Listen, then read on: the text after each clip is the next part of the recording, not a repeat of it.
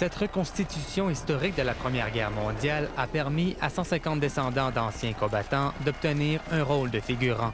De la figuration, oui, mais aussi pour nous faire vivre une expérience de vie, pour nous faire vivre ce que nos ancêtres ont pu vivre.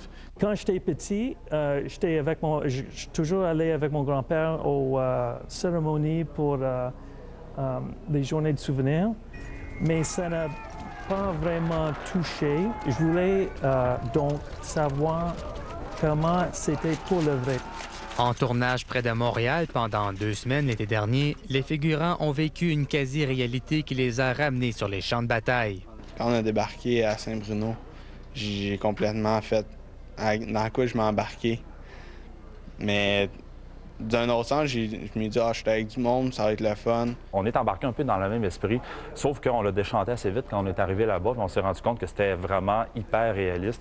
Les conditions de tournage, peu de sommeil, beaucoup d'exercices physiques. Et parfois, la réalité a rattrapé la fiction. Il y en a qui sont retrouvés à l'infirmerie, déshydratés complètement. Les bottes d'armée, les bottes militaires, c'est pas qu'est-ce qui est le plus confortable. Fait que les gens qui n'ont pas habitués à marcher, que les ampoules sont obligées d'arrêter. Mais nous, les batailles, comme on les a vécues, je vais vous dire, quand ça canardait, ça canardait. On tirait, les douilles sortaient, le bruit et tout. On a tourné une scène où c'est que tout le monde avait le choix de mourir de la façon qu'il voulait. Donc, quelqu'un pouvait se faire mourir d'un barbelé. Moi, j'ai monté comme une espèce de tranchée, puis sur la tranchée, j'ai reçu une balle dans le front.